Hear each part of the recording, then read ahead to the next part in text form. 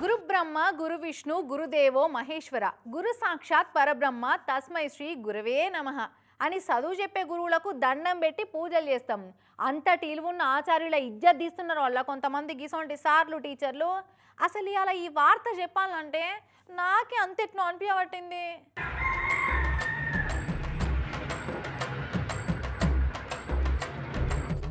Board మీద నెంబర్లు రాసి రాసి నిలబడ్డట్టుండు. గురకబెట్టి నిద్రపోతుండేమో అనుకునేరు ఆయనత. తెల్లారంగానే తాగి చెడిపోయి వచ్చిండట ఈ సారు. ఇక చూడు సోయి చంపు లేకుంటే ఎట్లా పన్నాడో.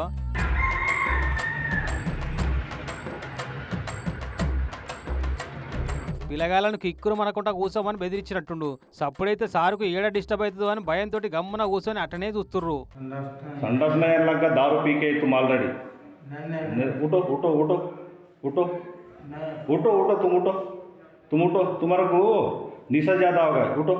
ఓ కొడుకు ఏం మాట్లాడుతుండో అర్థమైతలేదుగా. ఎంత దాగొచ్చిండో గాని నాలుకంతా మొద్దు వారి మాట కూడా సక్కగొత్తలేదు. తొత్తర పోతుంది మాట అంతా. क्या है सर सो गए तो कैसा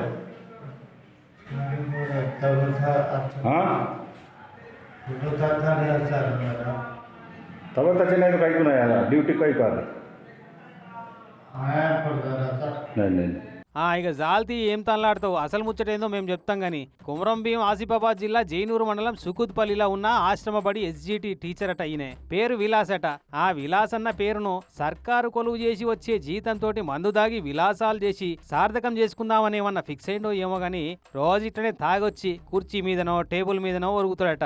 ఇక నిన్న 2 పెగ్గులు ఎక్కువైనట్టున్నాయి. చక్కగా బల్ల పక్కకు బండల మీదనే బజ్జుండు. ఎవరో ఈ సారువారి భాగవతం అంతా వీడియో తీసి జిల్లా ట్రైబల్ వెల్ఫేర్ డిప్యూటీ డైరెక్టర్కు పంపిస్తే సారువారిని సస్పెండ్ చేసిరట.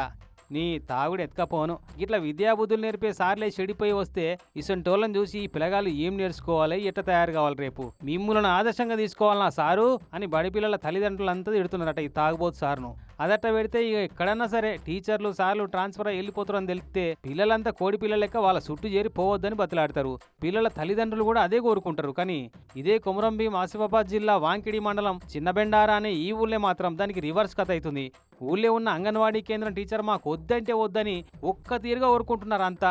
మా ఊరికానే వస్తలేదు, వంట చేస్తలేదు, పిల్లగాళ్ళకి ఇస్తలేదు, జెండా వందన అయినా ఇక వస్తలేదు. 4 నెలల కంప్లీట్ అంది, 5వ నెల నడుస్తున్నది. కానీ మా ఊరికి అంగన్వాడీ టీచర్ వస్తలేదు, వండి పెట్టలేదు.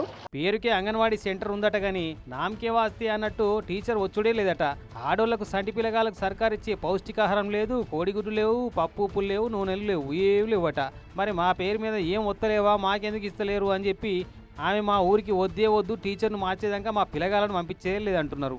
ఎప్పుడో ఒకసారి వస్తుంది, వంట చేస్తా అంటది, అడిగితే వస్తలే ఏం వస్తలే అంటది, ఏమి ఇవ్వట్లే. ఇక అంగన్వాడీ టీచర్ వస్తలేదు, మాకు ఇస్తలేదు.